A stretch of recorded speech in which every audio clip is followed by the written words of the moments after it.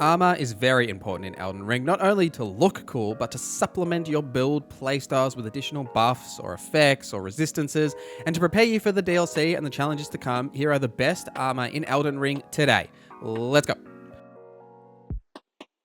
Let me know your favorite armor in the comments down below. So firstly, just a general discussion about armor. In this video, I'm going to give you like the best armor for each of the attribute categories. However, realistically, the best armor in the game is whatever the hell you like. Like, you can just wear whatever you want, right? Now, there are two considerations to think about when you're picking what armor you want to wear, and armor's pretty subjective, but these are the two things you need to know about. And the first is equip load. Equip load is like the base stat that directly affects your character's ability to move and do dodges and how far they can dodge. Now, there's 3 or 4 technically different categories of load depending on what you have actually got equipped. The first is a light load, which you'll be in anytime you are under 30% of your total equip load value. And when you're in the light load, your roll will actually be longer, so you'll cover more distance when you do roll. Medium load is between 30% and 70%. This is the typical percentage range that basically every player will want to be in, because then it allows you to wear a slightly heavier armor for better resistances or poise, but also you still maintain a roll, like a proper roll animation that has invincibility frames and a solid amount of recovery time. It's the exact same amount of iframes, invincibility frames, as the light load. You just don't cover as much distance when you do the roll effect. The heavy load is anything above 70 up until 100. There is also a breakpoint after that called overloaded, where you just like can't roll or do anything like that. When you're in the heavy load section, you can still roll. You will still get those invincibility frames from rolling, except the recovery time that it takes you to actually stand up is significantly slower, and you also get a penalty to your stamina recovery. So essentially, you always want to avoid this in like any build that you are going to actually roll in. There are some like fringe cases where you have builds where you don't actually roll, so it doesn't matter, but for the most part, you want to be medium or below. The second, which is I think going to be really important, and it's one that a lot of players don't realize, is poise. Now, poise determines your resistance to flinching and staggering from enemy attacks. So think about anytime you're loading up an attack and an enemy hits you, if you ever get knocked out of that animation, it typically means your poise isn't above 51. There are some cases where that's not the case, right? If they're building up like massive heavy attacks, but for the most part, you can tank through any attack as long as you have above 51 poise, and then there are some other breakpoints above that point that can also help with that. But 51 is like the general baseline that you want to hit before going into any of the harder content, especially say like the DLC or something like that.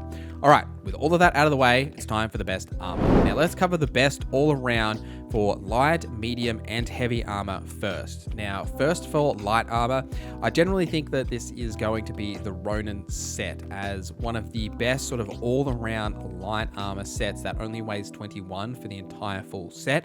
Now, the damage negation here across the board is pretty solid and quite versatile across all the categories, from physical to magic to fire to lightning and holy, and also for its resistances to the various status effects. The downside with all light armor is that your poise is pretty low, like you've only got 37 poise here if you are wearing this entire set, but it is still a really solid set for resistances for any light armor builds if you want to stay in that light load section. To acquire this armor, you will need to kill Shabriri at the Zamor ruins in the mountaintops of giants. I unfortunately don't have direct footage of this because I could not get her to spawn on any of my save files because they are either too far progressed or I'm in New Game Plus and like I've screwed up quest lines, which just happens with the boss rush. So they do spawn right here if you do progress through the quest line for Shabriri, but you will be able to defeat them and get the Ronin set from them here. The best and most depressing medium armor set is Blade's set. Now, this weighs 32.7 for the entire set, and it does have a solid amount of resistances across the board, especially for physical damage negation. Same with most of its resistances, except its robustness is significantly higher, but it does have quite a solid amount of poise here for a typically like medium set being 60 poise. Now, the 3 main pieces of Blade's set, the armor, the gauntlets, and the greaves, will come from completing Rani's questline and then returning to Rani's Rise and speaking to Blade there. And after you have spoken to Blade and you may know what happens after that, then yeah, you'll be able to get Blade set from him. The Wolf Mask actually comes separately, and you can get this at any time once you have reached this location. From Rani's Rise, if you go down to Seluvis's Rise, behind his tower, you can climb the wall there, and the Black Wolf Mask will actually be on a corpse there for you to pick up. The best general heavy armor, and one that you can get very early in the game and is absolutely worth wearing for any heavy builds, is the General Radahn's set. Now, this is a great option because even though, say, like the Crucible Knight set, for example, has slightly better like resistances and stuff across the board, you can get General Radahn's set very early in the game in terms of wearing a heavy armor early in the game, and that has such a decent amount of poise. Even just putting on like 1 or 2 pieces of this set to get yourself above that poise breakpoint, really good to do. Great damage negation across the board, and it looks pretty cool as well. Now, in order to get this, you probably guessed it, you just need to defeat Radahn and then go to Enya at the Round Table Hold and then buy the set from her for a fair few runes, and you'll be able to wear pieces of the set or the whole set if you like. Right, let's get into some specific pieces of armor for each category, and we're going to start with strength. And the best strength set is the Bull Goat armor set. This armor set has the highest poise and physical defense in the game, but the trade-off is it's also the heaviest. So this makes it really good for a strength build that has the attribute points available to pump their endurance up to a certain point where you can still actually medium roll, right? Like, obviously, because this is such a heavy armor, you're going to need a lot of endurance to increase that equip load so you can have this actually equipped. Now, when you've got all 4 pieces of this set equipped, your poise will be 100 and you've got the best physical negation in terms of armor across the board. In order to get this, you'll need to join the Volcano Manor, and during that quest line, after you've completed one of the letters, Patches will move there.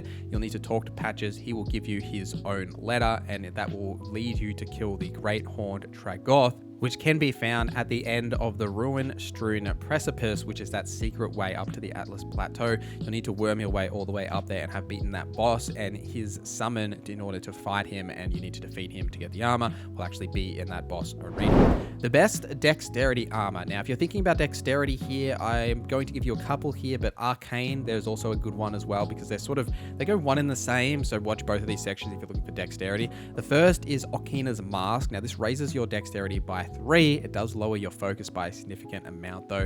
One thing to note is that potentially in the DLC, focus actually is your resistance to sleep and bouts of madness. Chances are in sleep, there's going to be a lot of sleep in the DLC, so maybe not the best, but it does raise your dexterity. This is dropped by Bloody Finger Okina at the mountaintops of Giants. You'll just need to defeat him at the church there, and he will drop this for you. The next is the Mushroom Crown. Now, this is one you can definitely wear in the DLC. This raises your attack power when something near you suffers from poison or rot, and it increases your power by 10% for 20 seconds when you do see that status effect triggered. So really great for any poison or scarlet rot builds, or say if you just want to poison yourself with a raw meat dumpling, you can do that too, but it's really good for any poison or scarlet rot builds.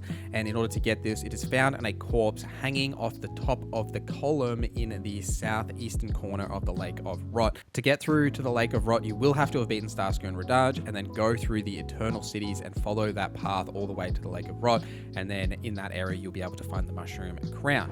The best intelligence armor. Now, there are a couple of intelligence crowns that you can wear that increase your intelligence by a certain amount to either a detriment of your HP, your stamina, or your FP, but there's also 2 other armor sets that I would absolutely advise. The first is the Spellblade set. Now, each piece of this set gives you a percentage increase, I believe it's 2% per piece, to your magic dealing Ashes of War or skills. So things that you can use that are like an Ash of War that have a magical effect on them, this will increase the amount of damage that they do. So think of something even like the Sword of Night and Flame, and the magic attack, like the combat attack you can do with that will actually get its damage increased by wearing the Spellblade set. In order to get this, it comes from the Round Table Hold, and it's dropped by Sorcerer Roger. You kind of need to wait for him to die by either progressing Ranni's questline or just getting further enough in the game that he does eventually pass away, and you'll be able to loot it from his corpse at the Round Table Hold. The second one in the intelligence line is the Snow Witch Hat. Now, this increases your potency of cold sorceries by 10%.